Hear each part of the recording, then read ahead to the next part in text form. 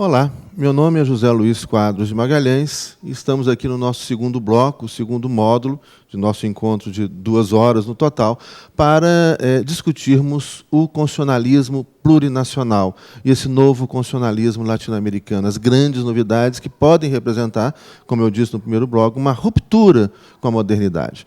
Olha, para a gente entender o Estado plurinacional, é fundamental a gente entender profundamente o Estado nacional. Né? E é isso que nós vamos fazer nesse segundo bloco. Vamos dissecar o Estado plurinacional.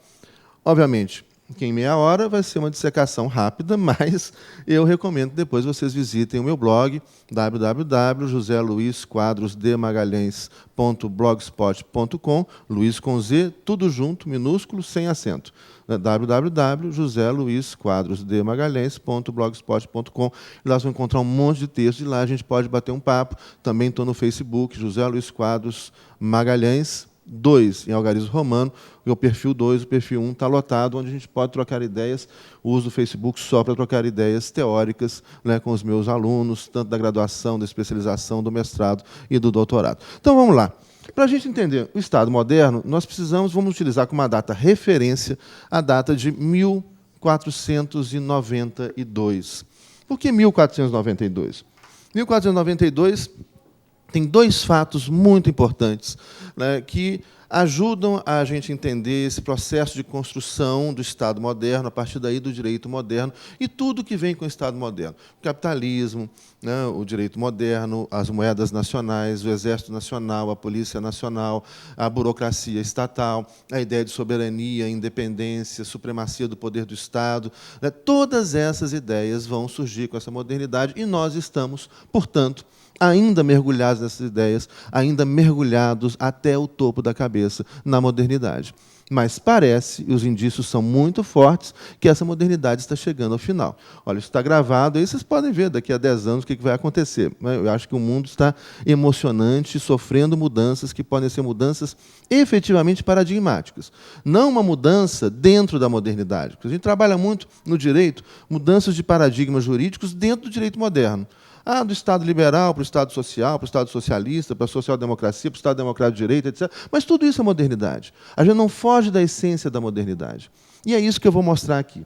Então, por que 1492? Olha, 1492 é uma data simbólica, obviamente que autores diferentes, em campos do conhecimento diferentes, vão utilizar essa classificação de forma distinta, né? Idade Média, Idade Moderna, Idade Contemporânea, etc. E, obviamente, que isso é um padrão.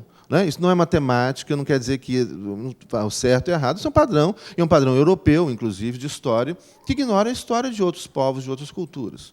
Nós vamos trabalhar esse conceito de modernidade.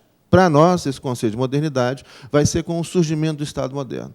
E o surgimento do Estado moderno, essa construção, não é que o Estado moderno já exista ali em 1492, mas ali é um start desse processo. Recomendo aí a leitura de um livro do Henrique Dussel, 1492, O Encobrimento do Outro. É um livro sensacional, vale a pena ser lido, né, e que vai mostrar justamente esse processo de formação da modernidade com o encobrimento da diversidade, com o encobrimento do outro, e a uniformização dentro de um padrão europeu, né, onde o mundo se torna europeu, porque a Europa invade, né, América, África, Ásia e Oceania. Bom, 1492, então, como eu já disse, marca o quê? 2 processos. Você tem 2 movimentos importantes aqui. Início, a invasão do mundo. Né? Começa a invasão da América e a expulsão dos muçulmanos da Península Ibérica. Primeiro a expulsão dos muçulmanos, depois a expulsão dos judeus e o início da construção dos primeiros estados modernos, Portugal, Espanha, depois França, Inglaterra, Holanda, e muitos estados continuaram se formando e sendo extintos nos últimos 500 anos. Estados importantes no cenário internacional se formaram muito recentemente. Né? A unificação italiana foi em 1861. Em 1861, apenas 3,5% da população da Península Itálica falava o italiano. Então, você tem um processo de italianização, de invenção do povo italiano a partir desse processo. A unificação alemã de 1871. Então, quando nós falamos de modernidade do Estado moderno, nós estamos falando de um Estado que é inventado, e para que esse Estado se viabilize, ele vai ter que inventar o seu povo nacional. Ele inventa a nacionalidade.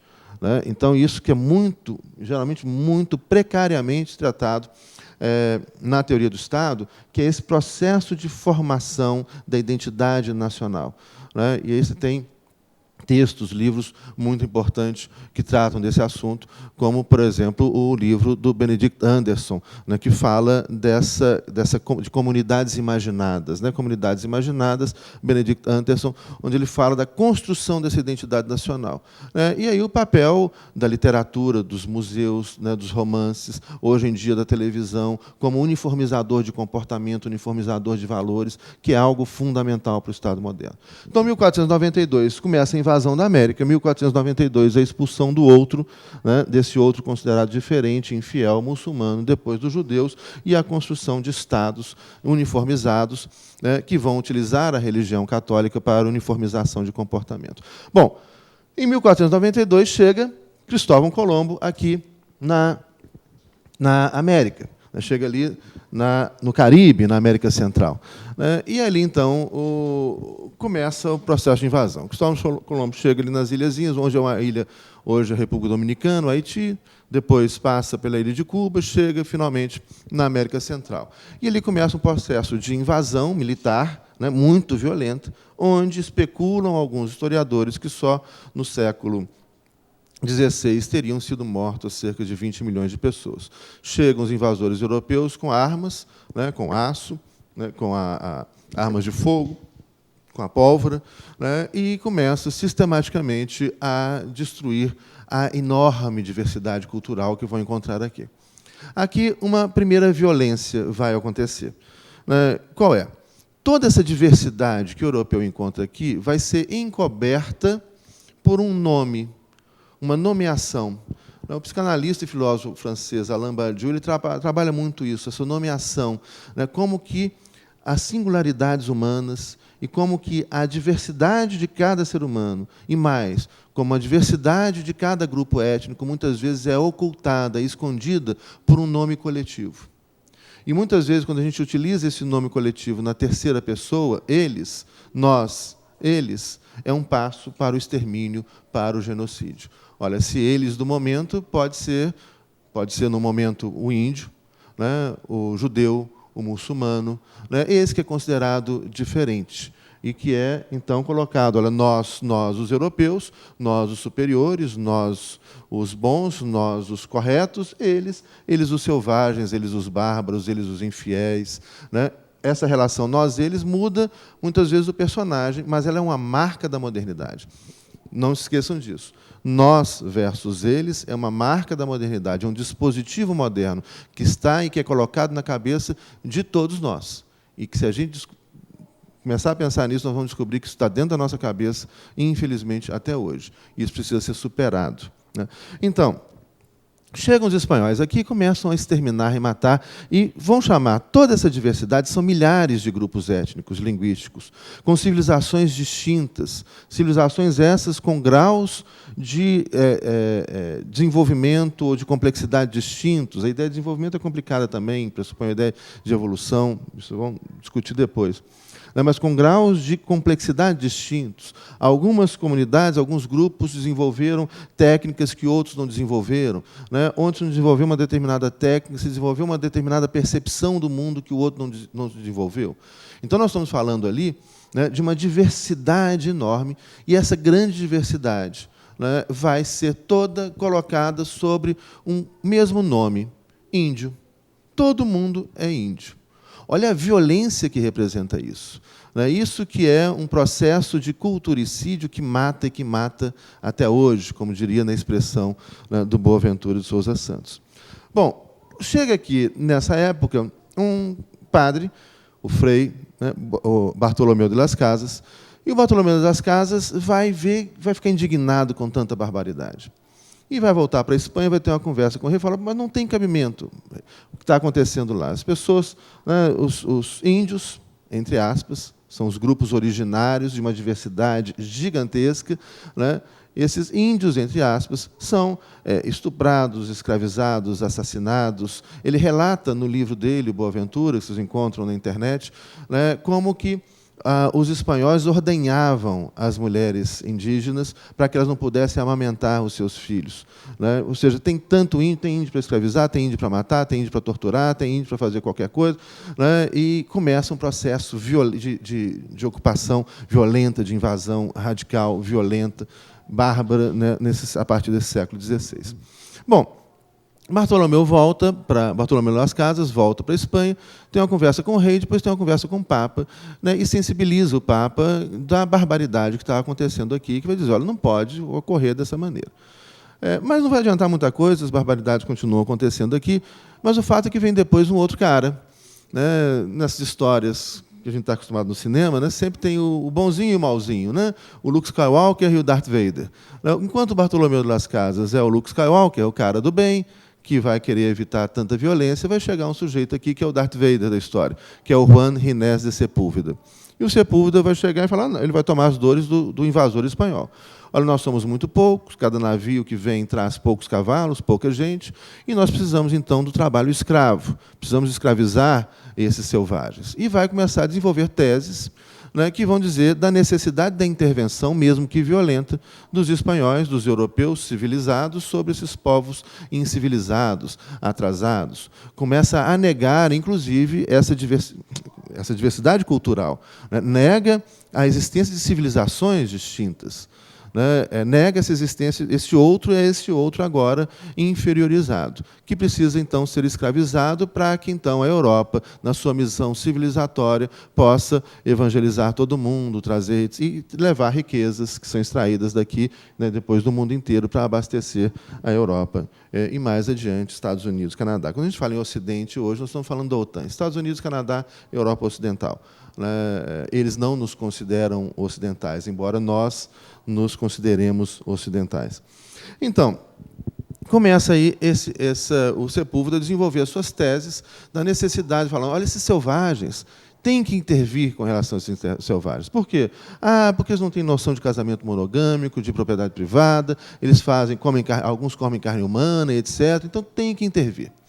Se vocês repararem, né, na argumentação do Sepúlveda, que a gente pode chamar, e alguns autores chamam de um dos fundadores do direito internacional público, né, essa mesma estrutura argumentativa é uma estrutura argumentativa que continua até hoje.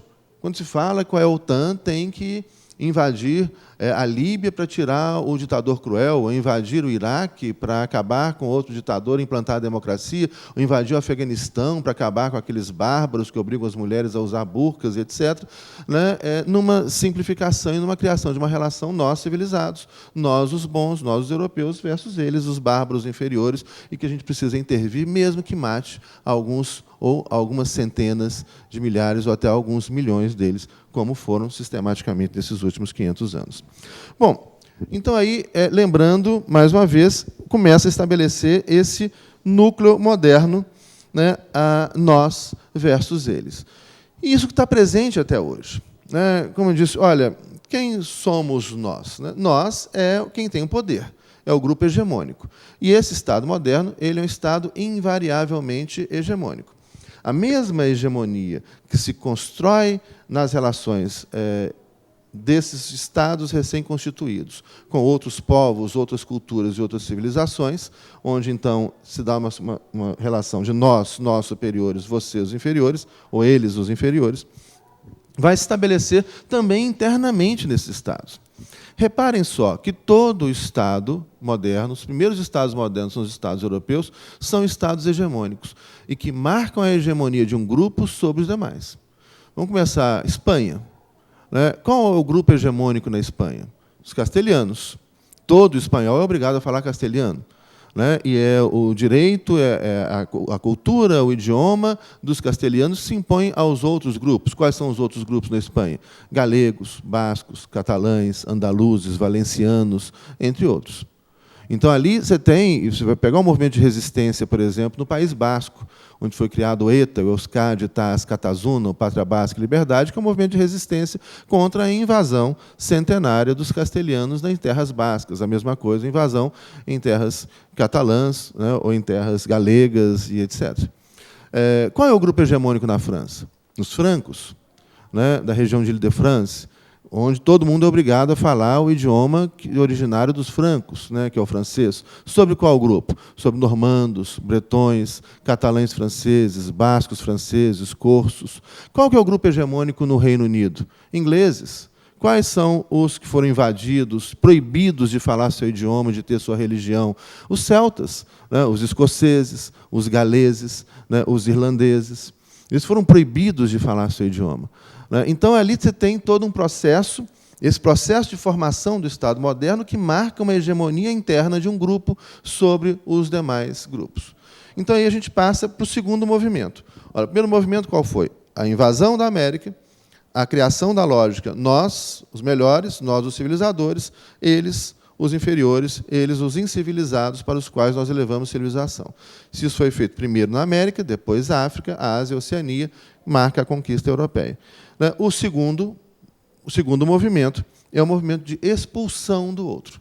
Ora, muçulmanos, judeus, que já se encontravam na Península Ibérica há mais de 800 anos, agora são os estrangeiros que serão expulsos. Eles, os infiéis. Nós, os europeus católicos superiores, eles, os infiéis.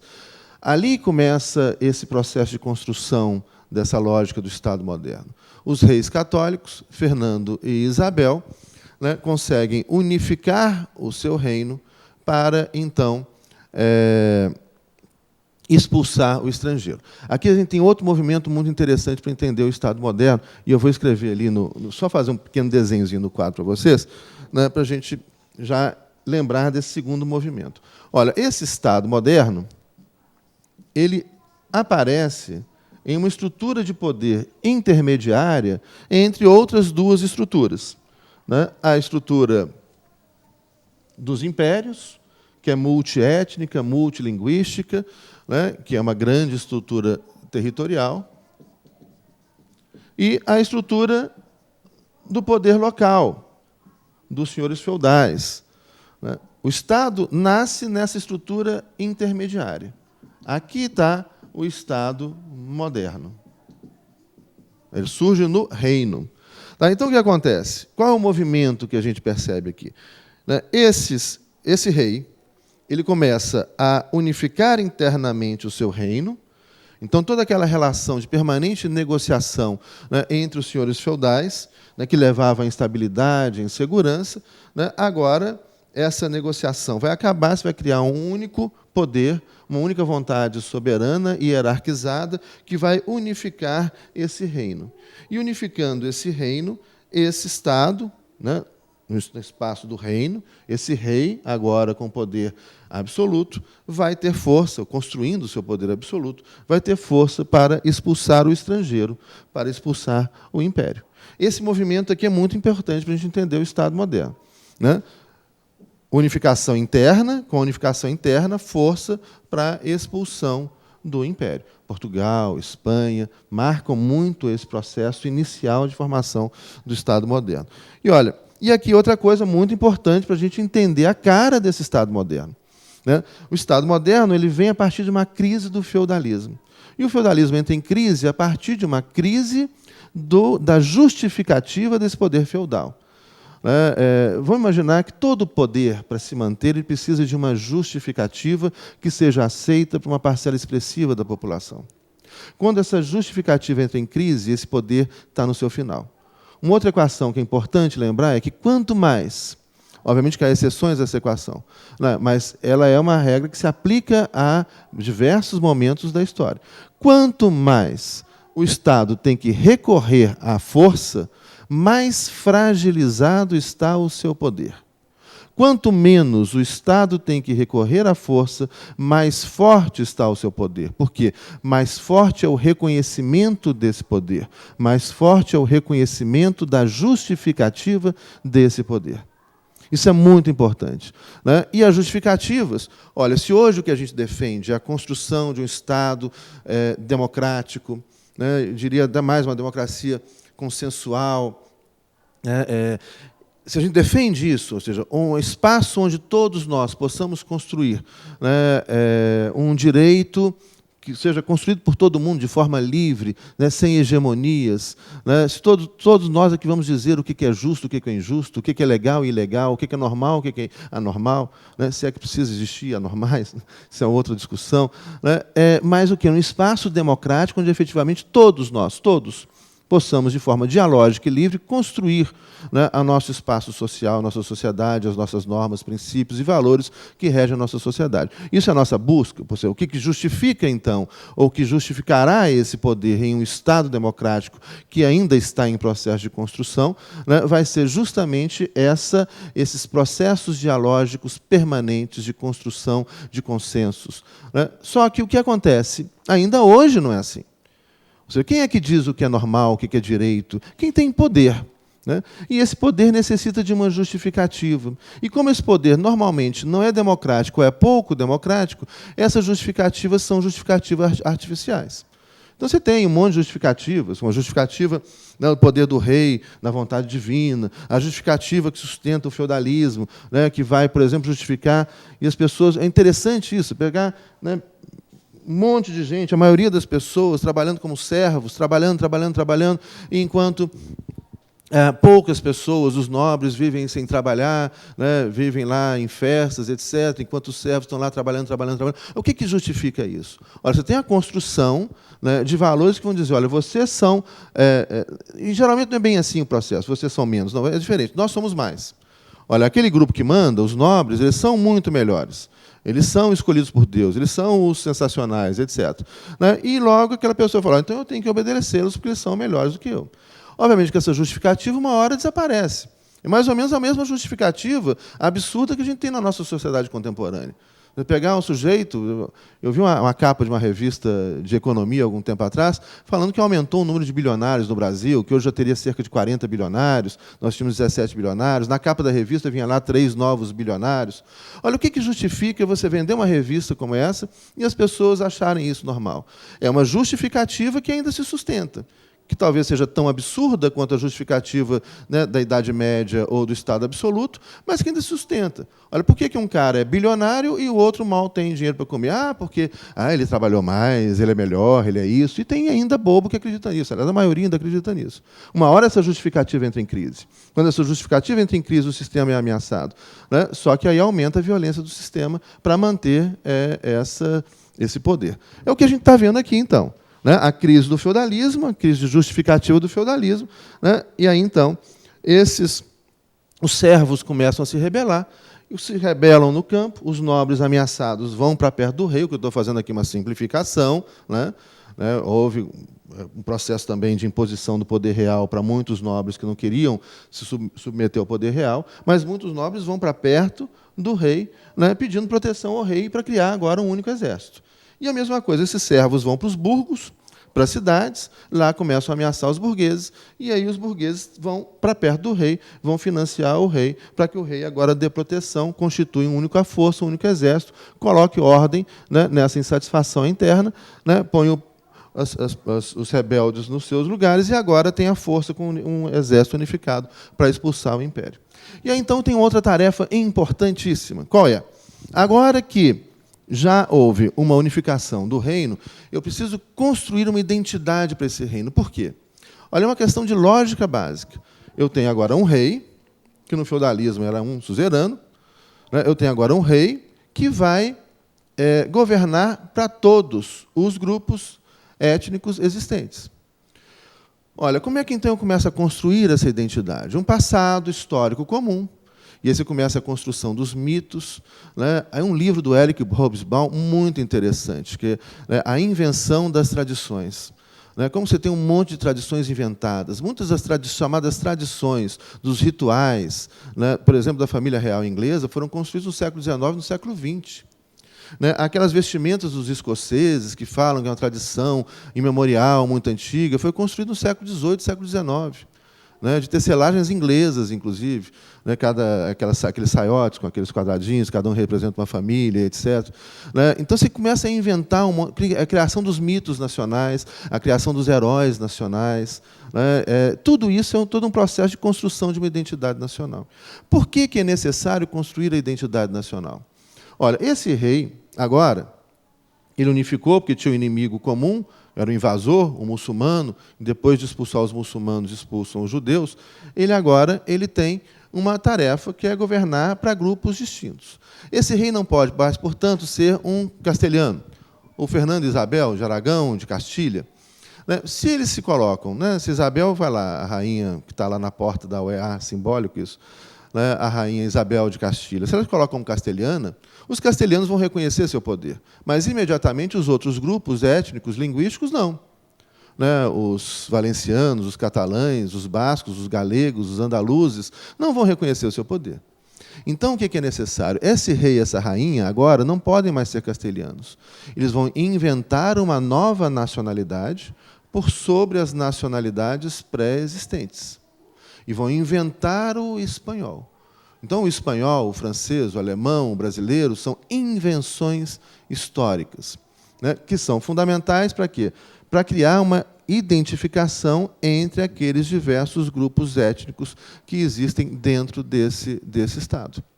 Eu preciso, então, criar uma identificação entre os diversos grupos, uniformizar, homogeneizar, para que esses grupos se identifiquem com o poder do Estado. E aí, então, começa todo um processo lento, gradual, de construção dos símbolos nacionais. O Érico Hobsbawm nos reporta, por exemplo, que o primeiro hino que ele tem notícia de um Estado nacional é o hino da Inglaterra, de 1740. Então, você vai criar hinos, bandeiras, símbolos, festividades. Você tem grandes festividades que são festividades nacionalistas, de exacerbação do nacionalismo, de reafirmação de superioridades, de reafirmação de identidade nacional, como, por exemplo, as Olimpíadas, as Copas do Mundo de futebol, onde agora, então, os caras que não têm nada a ver com nacionalidade, os caras estão lá na Europa ganhando uma grana, um bando de milionários correndo atrás da bola, mas ali vai, põe a bandeira nacional, chora quando toca o hino, põe o uniforme, diz, olha, eu sou brasileiro, eu sou francês.